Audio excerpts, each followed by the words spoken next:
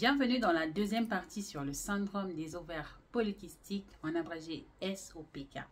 Dans la vidéo d'aujourd'hui, nous allons aborder les causes, mais aussi les diagnostics disponibles. Si tu n'as pas regardé la première vidéo, je t'invite vivement à le faire car les vidéos sont interconnectées entre elles. Au vu de ceci, tu auras, n'est-ce pas, une compréhension intégrale du sujet. Donc, je t'invite vivement à regarder la première partie. Si c'est la première fois que tu me découvres, salut à toi, je suis Grace, l'ange gardien de ta santé. Je suis assistante médicale de profession, également micronutritionniste. Ce canal, n'est-ce pas, vise à l'autonomisation de ta santé, de ta beauté, mais aussi de ton bien-être. Pour ceux qui n'ont pas encore rejoint la communauté, j'ai envie de vous dire que vous passez à côté de beaucoup de choses.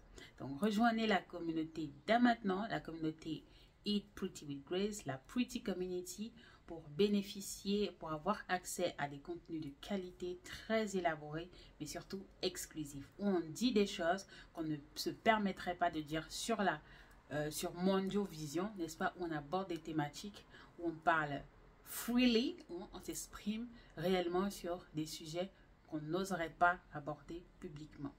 Je pense que la plupart des professionnels de la santé sont d'accord sur le fait que les causes du SOPK ne sont pas complètement ou totalement comprises. Néanmoins, nous avons quelques pistes parmi lesquelles un dérèglement hormonal d'origine ovarienne ou encore centrale, c'est-à-dire au niveau du cerveau. Ceci va entraîner une production excessive, n'est-ce pas, d'androgènes, notamment de testostérone. Il faut dire que la testostérone se retrouve dans tous les sujets féminins, sauf que ici, dans ce cas-ci, il est en trop grande quantité. D'aucuns ont émis l'hypothèse de l'épigénétique, comme quoi le SOPK se transmettrait génétiquement, mais jusqu'à aujourd'hui, il n'y a pas vraiment eu de tests, n'est-ce pas, d'études, suffisamment d'études pour appuyer, pour avérer ces suppositions.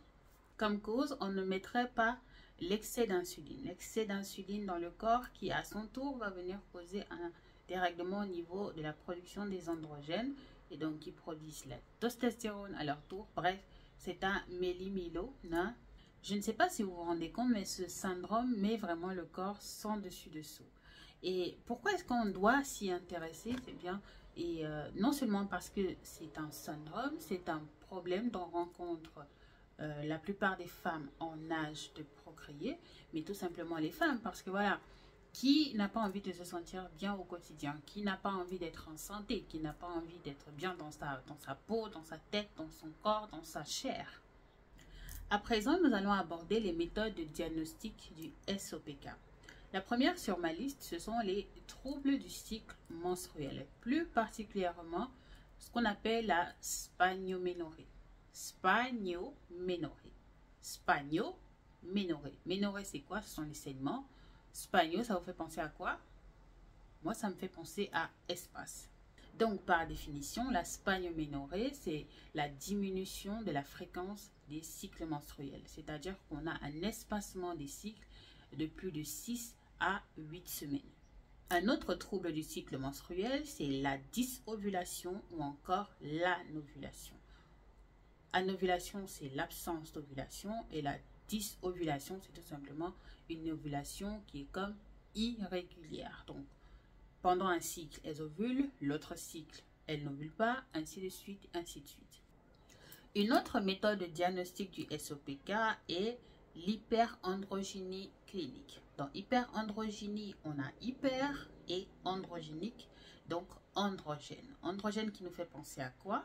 Aux hormones masculines, notamment la testostérone. Et cette hyperandrogynie là est caractérisée par l'hirsutisme, donc la forte pilosité au niveau du visage ou alors du corps, également l'acné. L'alopécie également n'est pas un symptôme non négligeable. Une autre méthode de diagnostic du SOPK, eh bien, c'est l'échographie pelvienne endovaginale. Qu'est-ce qu'on va faire? Eh bien, on va introduire, c'est comme dans tout diagnostic gynécologique, vous allez vous placer comme ça avec les jambes en l'air. On va introduire un appareil, donc un appareil d'échographie dans votre minot pour aller regarder dans vos ovaires. Et donc, si vous avez plus de 20 follicules ovariens, on commence un peu à émettre des hypothèses sur les SOPK. Et si on observe également un grossissement, pardon, je ne veux pas dire de bêtises, il s'agit du volume ovarien qui doit être inférieur ou égal à 10 millilitres. Et ceci est valable pour chaque ovaire. Donc, si vous avez 20 ovaires, 20 follicules dans l'ovaire droite, 20 follicules dans l'ovaire gauche, comptabilisés, on commence à émettre des hypothèses. Alors, la disposition, n'est-ce pas, des follicules dans vos ovaires, ça s'appelle the string of pearl. En tout cas, moi, je trouve ça mimi, hein, bien que le syndrome en lui-même ne le soit pas. Je viens de me rappeler, il y a quelque chose que j'ai omis concernant l'hyperandrogynie. Il faudrait que toute pathologie soit excluse pour que l'hyperandrogynie soit prise dans le diagnostic du SOPK. Sinon, ça n'a absolument pas forcément de sens parce que cette hyperandrogynie peut avoir une cause tumorale ou encore si vous avez eu à prendre des androgènes de manière occulte. Voilà, pour je ne sais quelle raison. On ne sait pas pourquoi. Voilà.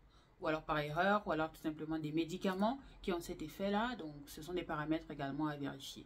C'est pour cela que je dis souvent, on ne ment pas aux médecins. Aussi inconfortable que certaines questions puissent être, dites toujours la vérité à votre médecin.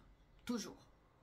Hormis les 3 méthodes de tests mentionnées plus tôt, il y a également d'autres tests qui peuvent être faits, notamment le test du taux de prolactine, parce que voilà, la prolactine, c'est cette hormone-là qui induit le lait, donc la production du lait. C'est pour cela que vous allez voir les femmes qui allaitent, qui ont généralement, voilà, qui n'ont généralement pas leurs règles. Donc, quand une femme vient d'accoucher, le retour de règles, ça prend un peu de temps, parce que voilà, cette succion constante-là va créer un mécanisme dans le corps qui va tout simplement dire aux ovaires, ok, là tu te calmes, d'accord, tu te calmes, tu prends ton temps.